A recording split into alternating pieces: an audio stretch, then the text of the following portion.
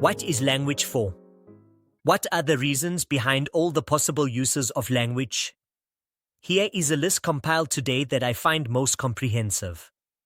This list aims to provide you with the possible ingredients in what I like to call a language sandwich. The first ingredient category, of a total of 7 categories, is conveyance. We use language to convey information or describe reality. So, informing or representing or asserting. But inform about or represent or assert what? Well, here are 16 possible options. Stating or reporting facts to communicate objective information.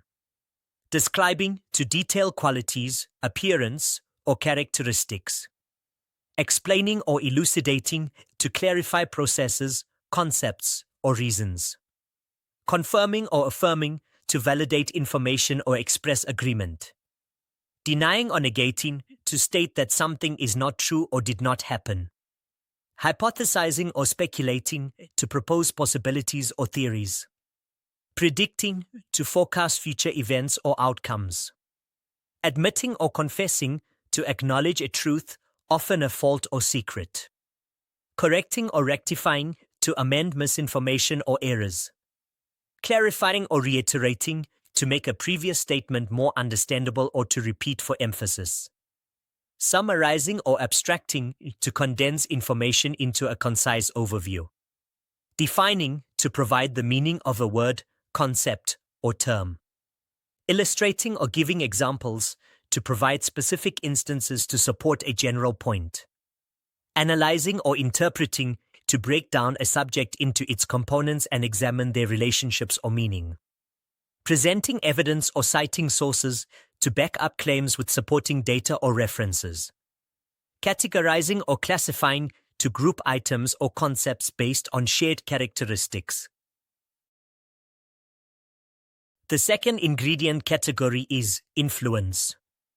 We may be using language to direct or influence others towards doing or not doing something.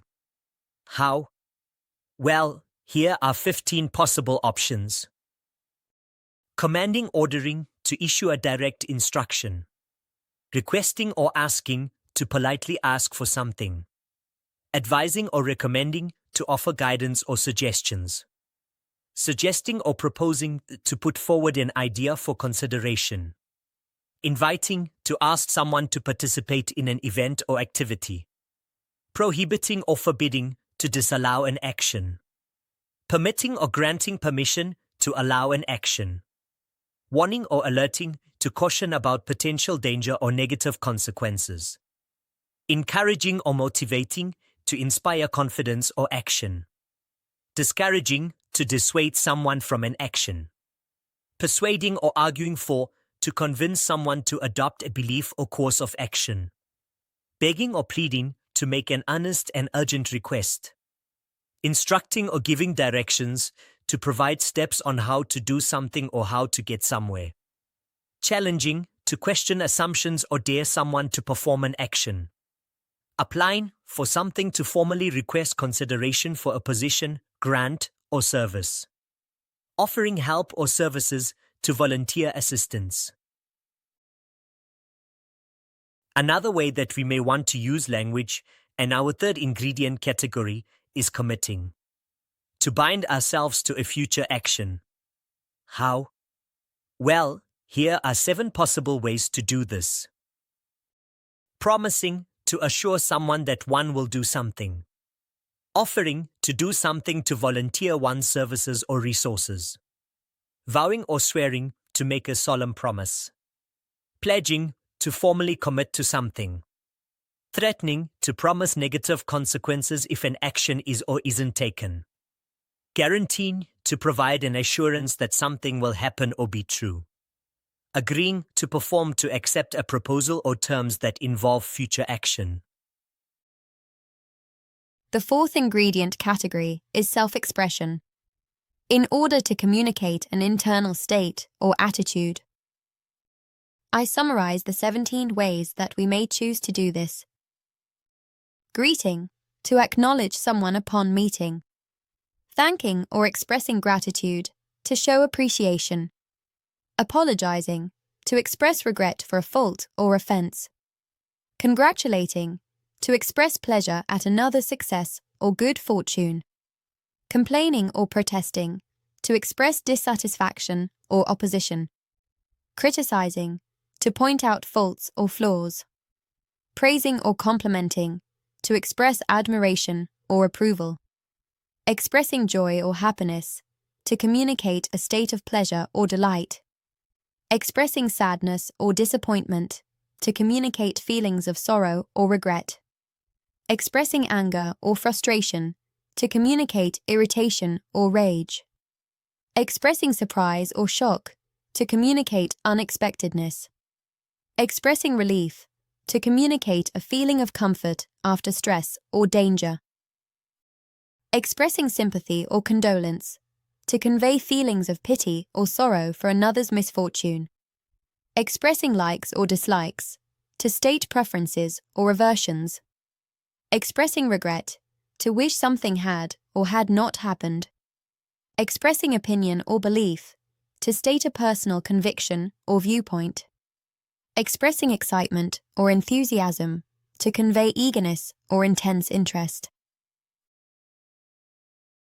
The fifth ingredient category is formalization, changing the state of affairs by uttering words, often in a formal setting. This can be done in any of the following 11 ways. Announcing or declaring formally, which means to make a public statement that brings something into effect. Naming, to officially assign a name. Marrying, to perform a marriage ceremony. Sentencing, to officially assign a punishment. Dismissing, for example, court employees to formally end a session or terminate employment. Resigning, to formally step down from a position. Baptizing or christening, to perform a religious ceremony. Arresting, to legally take someone into custody. Betting or wagering, to make a formal offer to stake money on an outcome. Certifying or attesting, to formally confirm the truth or authenticity of something. Conferring, for example, degrees or awards to formally grant a title or honor. The sixth ingredient category is socialization, also sometimes described as metacommunication. The many ways of shaping rhetoric or managing communication for social interaction are synthesized in these 15 points. Initiating conversation or interaction to begin a communicative exchange. Ending conversation or interaction to conclude a communicative exchange. Taking turns or yielding the floor to signal that one is finished speaking or that it's someone else's turn. Holding the floor to signal that one wishes to continue speaking. Interrupting to break into another's speech. Changing topic to shift the subject of discussion. Repairing misunderstanding, to correct or clarify a misinterpretation. Seeking clarification or confirmation, to ask for more information or to verify understanding. Acknowledging receipt of information, to signal that one has understood what was said. Gaining attention, to draw someone's focus. Checking understanding, to verify that the other party comprehends the message. Showing empathy or active listening, to demonstrate engagement and understanding. Self-correcting, to amend one's own speech or writing. Recalling or retrieving information for self or others to mentally access or prompt memory. Formulating or pondering out loud. To audibly work through thoughts or ideas before expressing them fully.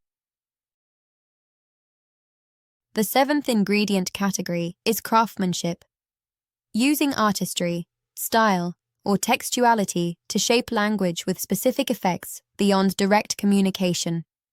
Here are the 13 ways of achieving this. Creating atmosphere or mood, to evoke a specific feeling or ambience in the audience or reader. Establishing pacing or rhythm, to control the speed and flow of reading or dialogue. Revealing character, implicitly to show personality traits through word choice, dialogue, or action cues rather than stating them directly. Creating vivid imagery or sensory detail to paint a mental picture or appeal to the senses. Employing figurative language to use metaphors, similes, personification, etc. for enhanced meaning or impact. Establishing point of view or voice to define the perspective from which the story text is told or to create a distinct persona. Foreshadowing or hinting to subtly suggest future events or developments. Imbuing with symbolic meaning to use objects, actions, or ideas to represent something else. Building suspense or tension to create anticipation or anxiety in the audience or reader.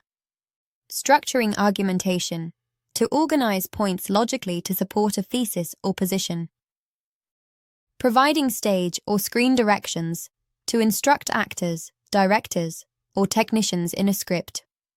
Branding or catchphrasing to create memorable slogans or short impactful statements, often for public consumption. Conveying subtext to imply meaning or emotion that is not explicitly stated, especially in dialogue. This comprehensive ingredient list should fill in all the gaps for the avid language sandwich maker. It combines the specific pragmatic functions of language with the broader aims of writing and performance. While highly extensive, do note that this list remains a basic model, as the infinite variability of human expression means that new nuances and combinations of objectives can always emerge in the future.